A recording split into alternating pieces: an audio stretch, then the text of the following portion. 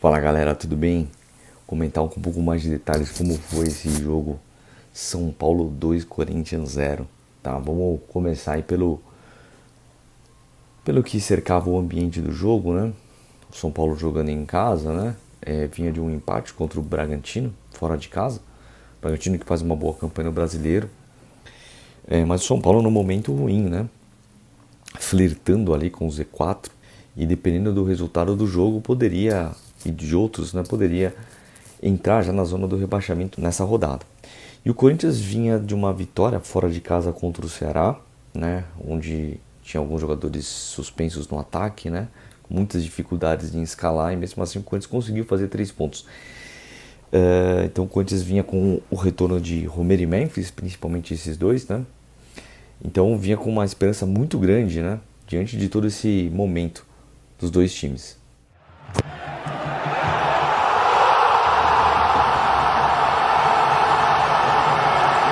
Bom, vou começar a comentar aqui um pouco sobre a escalação, porque aqui eu não serei hipócrita, tá? O Corinthians, eu vou comentar aqui jogador por jogador, tá? O Corinthians entrou com o Gol sem novidades, e na lateral direita já começa a primeira novidade, porque Mateuzinho, que era o titular, estava suspenso. Então o Dorival tinha duas opções. Ou ele tinha o Léo Maná, menino da base, campeão da Copa São Paulo 2024, mas para mim ele é muito fraco. E o Félix Torres, que todo mundo já sabe que é um zagueiro fraco, mas que surpreendentemente nas últimas oportunidades que ele teve com o Dorival, ele jogou improvisado de lateral direito e jogou bem. Então eu iria de Félix Torres titular. E eu acho que a maioria ia preferir o Félix Torres, tá bom? Então eu não questiono essa escolha do Dorival, tá bom? A zaga foi formada por André Ramalho e Kaká. Para mim, o Gustavo Henrique terminou o ano muito bem. Teve aquele lance já no jogo do Bragantino, né? Que ele espanou para trás e deu a origem, o escanteio que deu origem ao segundo gol do Bragantino. Mas eu acho que dentre as opções que o Corinthians tem, ele deve figurar entre um dos principais ali de titular, tá? Não que André Ramalho ou Kaká fizeram grandes cagadas para eu ficar perdendo meu tempo falar, mas assim, é bom a gente lembrar que o Gustavo Henrique estava no banco e foi uma opção do Dorival. Ele mais uma vez escolheu o Bidu na lateral esquerda, tá? Mesmo com o Angileri. Ok. Bidu fez mesmo uma boa partida contra o Ceará. Meio de campo. Vamos atenção ao meio de campo na escalação. O Ranieri, que vinha figurando, né, entre os titulares em boa parte dos últimos jogos, ele foi para o banco. E ele entrou com Martinez, Bidon, Carrillo e Garro. Veja, esse tipo de jogo eu acho que era interessante ele manter Ranieri e Martinez. Eu pelo menos manteria. Porque ele tinha que dar um respaldo maior ali para a improvisação do Félix Torres, certo? Até porque também ele tem que pensar que ele escolhe o Bidu para o Bidu atacar. Então o Bidu poderia abrir mais espaços na lateral esquerda. Então eu entraria com Ranieri e Martinez. Ele entrou com somente o Martinez, tá? E aí ele põe Bidon e Carrillo, tentando fazer aquele famoso losango do ano passado do Ramon Dias, tá? E aí vai a minha primeira crítica, porque assim, o que Bidon tem feito para ganhar espaço nesse time? Parece que assim, ou o Dorival teima quando é o Michael, aí o Michael tá machucado, aí ele teima com o Bidon. Eu não sei qual é o amor, qual é a relação que ele tem com o Michael e Bidon. O Bidon, ele não marca. Ele não é de marcação. E ele não está jogando bem do meio para frente. Ele não tem que jogar. Ele não pode ser titular. Chega de Bidon de titular, já deu. O Carrillo estava cansado. O banco, para mim, fez bem para ele contra o Ceará. Sim, fez bem. Mas foi mais uma partida péssima do Carrillo. Garro, para mim, foi o único que se salvou. Mais uma vez, tá? O único que tentou buscar o jogo, que tentou carregar o time e tudo mais, tá? E vamos falar agora do ataque. Bom, mais uma vez, Júlio Alberto não fez parte dos relacionados, está se recuperando, né? Então, o ataque foi Romero e Memphis, tá? Os dois voltando aí de suspensão. Vamos lá. Dentro do que ele tinha, ok começar com essa dupla. Eu não vejo problemas, tá? Mas assim, o Romero já não dá mais, né, galera? E o Memphis a gente precisa cobrar. A gente sabe que ele joga bola, né? Agora, como motivado ele está? Parece que ele até tenta uma parte e depois ele vê que não tem uma reciprocidade técnica, talvez, vamos chamar assim, de um companheiro que joga com mais vontade ou que está ali no mesmo nível técnico que ele dá uma relaxada. E isso daí eu acho que pode custar muito caro para o futuro dele no Corinthians. Bom, o jogo começa, o São Paulo é melhor durante o primeiro tempo todo, né? Só que tem um lance que lembra como eu iniciei o vídeo falando do momento do São Paulo, que ele vinha do empate contra um bom postulante aí às primeiras posições do Campeonato Brasileiro. Só que assim, o São Paulo não vinha tendo boas apresentações, é um técnico recém-chegado, tá? Por mais que já tenha tido uma passagem, ele acabou de chegar, vamos dizer assim.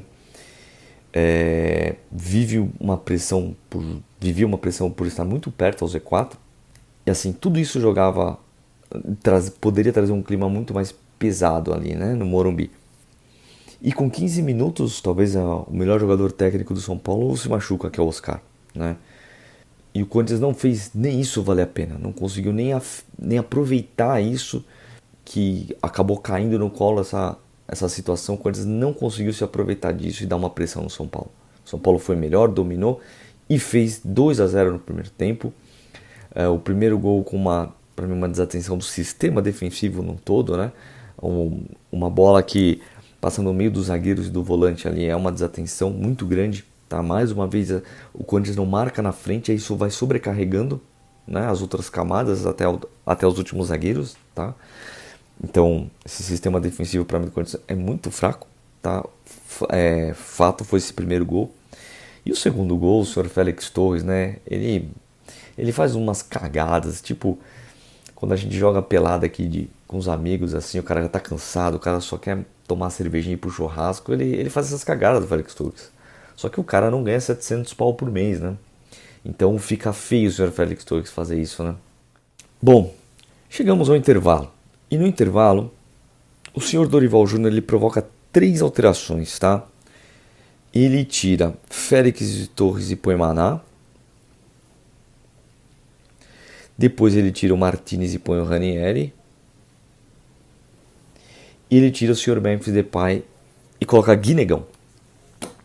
E aí vem a primeira crítica ao Sr. Dorival, tá? Porque para mim ele gastou algumas substituições para mim nesse momento totalmente em vão, totalmente assim, o que isso ia acrescentar ofensivamente? Eu quero ganhar o jogo. Eu sou corintiano, eu sou Corinthians. A gente tem chance de ganhar. Ele tinha que fazer alguma alteração pensando nisso, com coragem, mas são alterações covardes. E aí ele me tira o Memphis. Eu não estou falando que o Memphis estava jogando bem, não. Não estava. Não estava. Mas veja, pegue o elenco do Corinthians.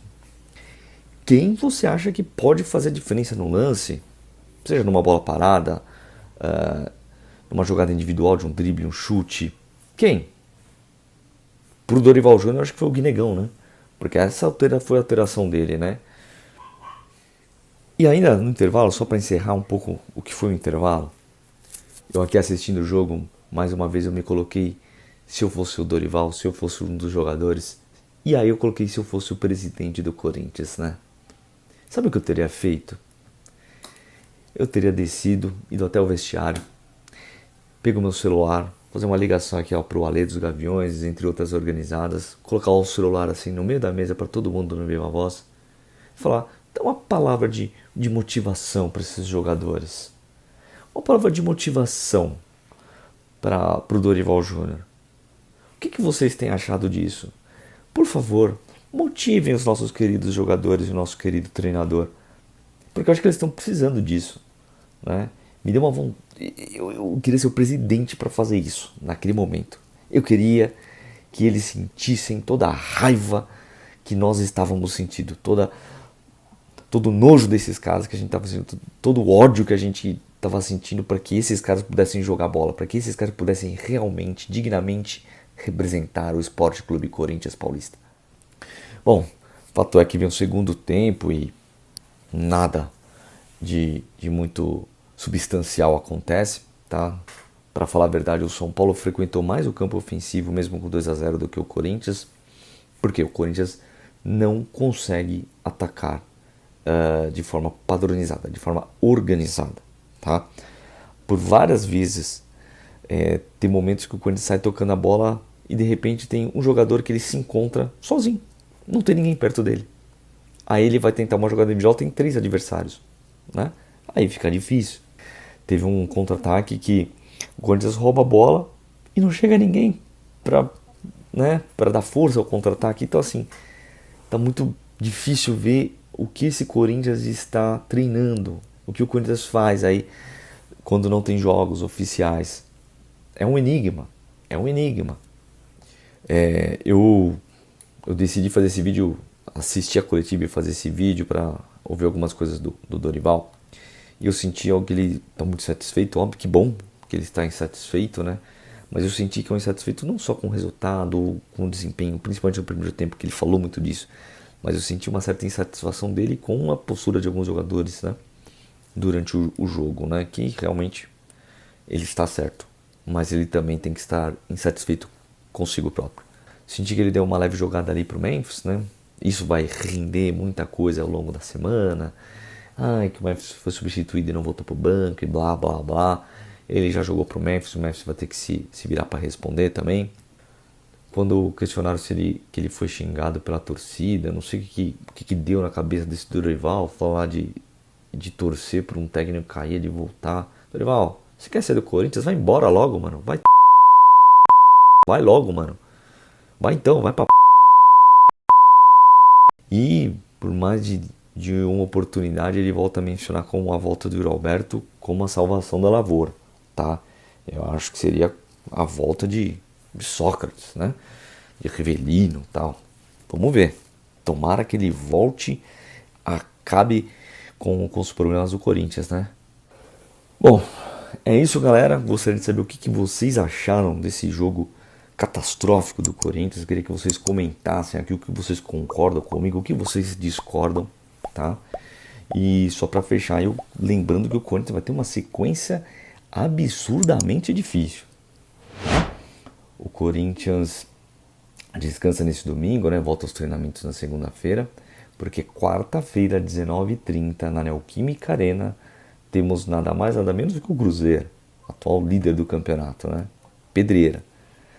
E aí no próximo final de semana, nós encaramos nada mais, nada menos que o atual campeão, o Botafogo. E na sequência, nada mais, nada menos, mudamos a chavinha de campeonato, vamos à Copa do Brasil e vamos encarar em casa, no jogo de ida, nada mais, nada menos do que o nosso principal rival no derby. Sequência difícil essa, hein? Que tenhamos paz, que o senhor Dorival Júnior consiga trabalhar decentemente, profissionalmente, com responsabilidade e acerte essa porra de time. Um grande abraço. Vai, Corinthians!